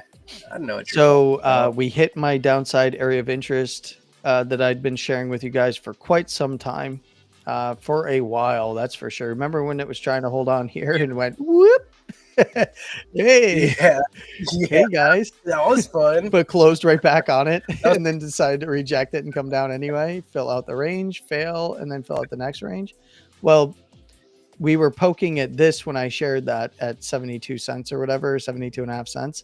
I was like, hey, this is the green line that we want to see. And we're starting to see that. Hopefully we get some follow through and don't just swing and fail, because now the zone that we're playing in is between essentially 76, almost 77 cents to 88 to 89 cents. You could take 90, by the way, for this spike over here for our lower term timeframes, 90 to 91, because then we're playing with this. And then the major area is going to be that $1 to $3, $4 area. Looks good. I like the pump on stacks. I was a bidder, obviously. I've been bidding it because it hit my key zones. And while I was trading it on some centralized exchanges, I became a heavy bidder under the 72 cent region. I think we had this conversation on a Spaces event as well, that under 72 cents, I am going ape shit on my bids. And I'd like to say I would love to hope that I played some type of a role in trying to set this low. because let's go, dude. Landy bidding hard. Let's go. Set the low. I was bidding like a freaking madman down here. I let's just say there was some changes in the portfolio as it related to stacks that allowed me to bid. Let's go. You playing with like perp decks, earning that 5% APY paid out weekly for longing Bitcoin with USDH? I am playing a little bit. I'm playing a little bit. We're not at the I'm aping it yet, but I'm playing with it. I'm pushing. I'm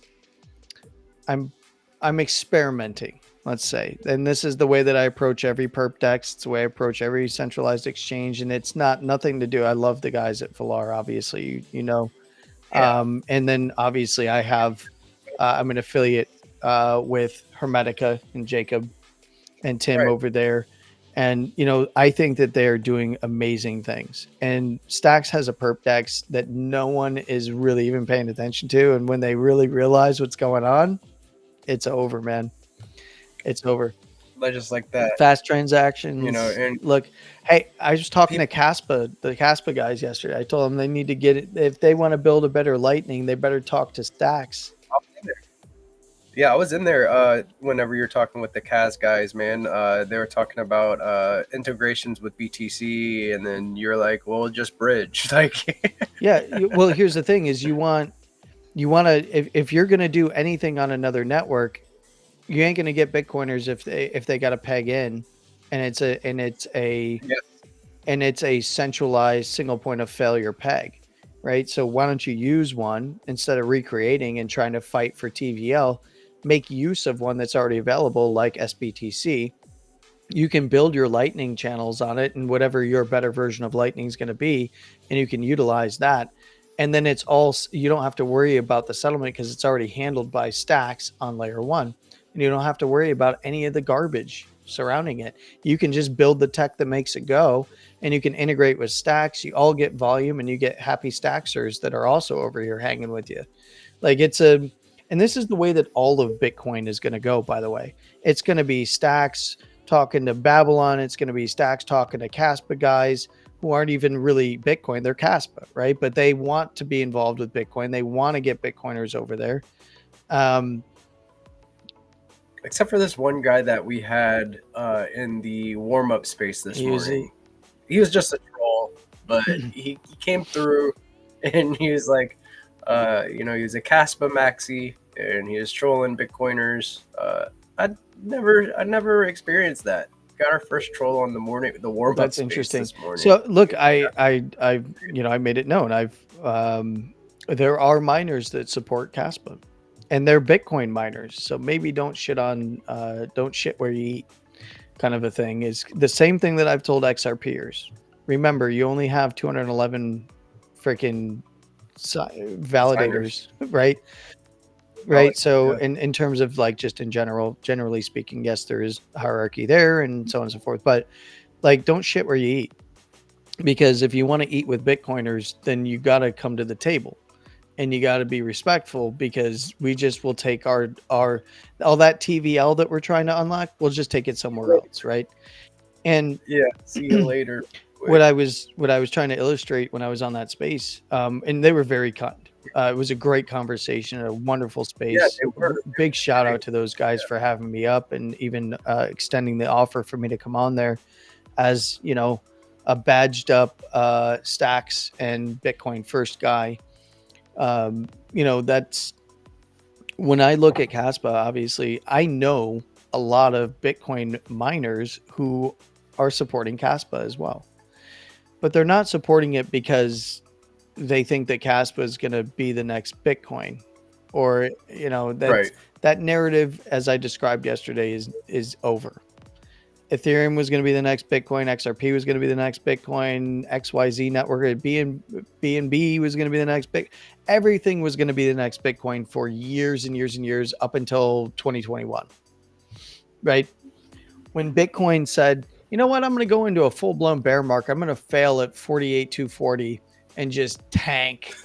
And by the way, you're going to get wrecked by every major institutional player that you had supposedly some back, you know, all these big, you know, Celsius and BlockFi's. And oh, by the way, the biggest exchange as well is also going to bend you over sideways. when all of that happened and everything dumped hellaciously, and Bitcoin did not hit all those targets that all of the Bitcoin bears wanted to see, and then started to leg up from the lows and consolidate. They were calling 10K, Landy, like sub 10K Yeah, prices. I know. Like, It was, you know. but while those were technical possibilities, they also at the same time weren't. That's just one of the reasons why I was calling for between $15,000 and $16,000. Bitcoin just happened to split the difference there and hit 15.5 on spot.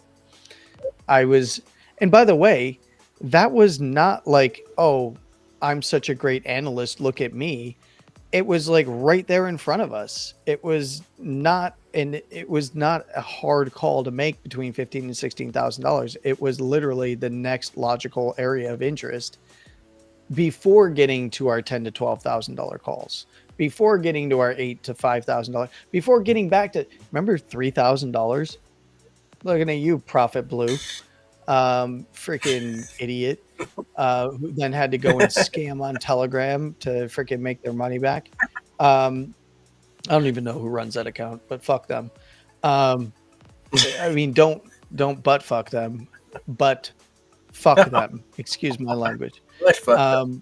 I got you. Got a comment in there. There's a pause in there, and look, Pause.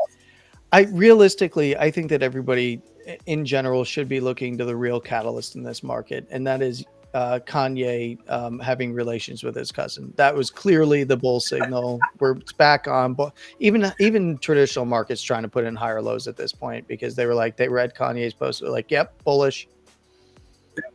Bottom signgle. Definitely bullish, a bottom signal if I've ever seen one. Yeah. Is it a bottom signal or top signal? I don't really know. That's a pretty interesting. I don't know. I don't want to get too far into details there, Yay. But you didn't have to tell us all that, but I guess we're happy you did. Markets responded well, maybe when you release your new song, we'll find out what markets think of it, right? And nothing for nothing, I do not give two shits about what was posted. It is bizarre, though, that's for sure. Very, dude, out there. But I mean, that's the real signal. We've got Kramer, we've got Bill Ackman, and we got Kanye. That's all we need to watch. Screw all the analysis. Is Ackman is Ackman bearish and Kramer bearish at the same time? Probably a low coming in. Is what indicator? When Ye, Kramer, Ackman, if Ye is posting some crazy shit, probably back in a bull, a little bit of a bull edge here. Oh God. Is this the new way we look for Confluence? Yes, now? This is our social metrics now. This is somebody create the indicator for Tradingview, please. Oh my God. Good. I mean, it was kind of bizarre because he posted that and the market started to pump. It's like, huh, weird. Out of nowhere. Just nobody asked you that, Kanye, and like everybody just okay. He sold. We're just voluntarily airing out our demons, apparently. Oh man, he needed a minute, dude. So big shout out to Kanye pumping the bags. He was definitely pumping some bags. That's for sure. It's there's too many jokes there. I don't know if he was emptying or pumping those bags. Not really sure. But I guess we'll find out. Oh man, it's too good. You can't make it up. Maybe it's is it unhinged intern? Like, I don't know. There's been speculation that it was Bark just tweeting some nonsense from his account. Just like, it's so great. That's so funny, man. Dude. That's hilarious. I love whenever these little like the side stories start happening. So I've got I'm gonna leave you with this as we draw in towards 12:30 my time. At what is it, 3:30 your time? Yeah, about. If you want to move us over or take us off the screen for a real quick moment here, this chart is a pretty important one. Like this. Did we want one of these or did we want one of these? There we go. Like one of those. Then we can see the full chart real quick here. This is Gotcha. This is Bitcoin exchange reserves, right? You and I think, have talked about this before. Me and Peace have definitely talked about this. Yeah. Exchange reserves increasing throughout Bitcoin's life cycle, constant uptrend, right? So a little bit sideways, some deviations, but pretty much an uptrend. We saw the first sustained downtrend post March crash. This was a character change in terms of exchange reserves. So this is the amount of coins that exchanges had in reserves, right? And then we saw big outflows. We saw the uptrend resume into the in terms of exchange reserves into the actual highs of 2021, the first set of highs before $69,000. And then you'll notice that it started to go sideways, popped up into the bear market, popped up a little bit again, and then went massively down on the lows. Went sideways and up for a little while, consolidating, and then boom, down with the ETFs. This is a massive, massive, massive change in terms of exchange reserves. What does this tell us? This tells us all of the things that we already know are very true, and that is that bigger players are now involved. It's a free market. We always knew they were going to be coming for our coins. But exchange reserves, I think, will continue in a downtrend until it finds like some stabilized, level for a while, and then it will continue that downtrend forevermore. As bigger players, people in crypto and retail start accumulating coins, because we have now, the emissions rate is slowing. And then we have increased demand and interest from around the world in every sector, right? From retail to government. And of course, that encapsulates states here in the United States, and of course the bigger players, like our actual federal government. And then you incorporate all of the different corporations, the asset under managers, and family offices, and prop shops, and funds, and and then retail on top of that. And you can see that this is a path that Bitcoin is on that could lead to callback all the way to a potential decoupling, or an event where Bitcoin is going to change character as we see it versus traditional markets. This is where we're going to see it stem from. And this is something that we want to look for in all of our coins, as that will increase the value. The less there is on exchanges means the more stable pairs there are, means price goes up. We see a big old leg down in terms of exchange reserves today, and you notice what price did? Right back on to the upside. So that's what I'm going to leave you with for today. You can bring us back if you like. Let's go. Let's go. Yeah, and a big shout out to Peace for opening this up. I was a little late. I do apologize to Peace. Much love to you, brother. And GP, I'm so happy to see you, man. It's been a while. I haven't been able to get into the night show. I know, man. I know you've been busy and like legging it, and then taking care of IRL stuff, and then like busy in 1,000 places all at once, as you always are. So yeah, dude, I'm so glad I got to spend some time and kicking it with you and talking about what's going on. I always love spending time with Landy. Hey, look, dude, it's one of those situations where even when I was coming in, all of a sudden my frog's just on the screen, and I have to run and do something else and leave my frog in. Yo, rep for me, frog. But yeah, much love to you, brother. I really appreciate these conversations. And look, man, I'm thrilled to see what you guys are doing. Like, it's awesome. It really is. It's something that I know, that I knew that you guys would be successful with, and that I am 100% on board with, and want to see you guys continue to succeed, and the doors are going to continue to open. And I'm really, really proud of you guys too, because you guys have been hustling. Thanks, dude. Thanks, dude. We got legs and we can run for days. So this is what we're doing, and deorganized is where it's at. So if you're not following deorganized, follow deorganized at deorganized BTC, so you can stay into the know. Tune in on Tuesdays for TA with Landy. Do you have it? What set time is this? This is the first time that I've been on this one. Is it always at 2? Is it always at 2? I keep forgetting. It's at 1, 1 Eastern, 10 Pacific is when it's supposed to start. But Peace and I have had to move things around because either he's had stuff going on or I've had stuff going on. Today we were a little late, but that's just kind of how things go, and that's just, we're always ready to do a show, right? There's always something to talk about. Whether it's with you, whether it's with Peace, or any of the other guests that you guys bring on. You guys have been killing it. We'll be back here next Tuesday. We'll call it 10 a.m. Pacific, 10 p.m. or 1 p.m. Eastern. But you should, if you're watching this and you don't know who Peace Love Music are, who GPSC is here, who's on your screen with my silly frog to the left of him at this point.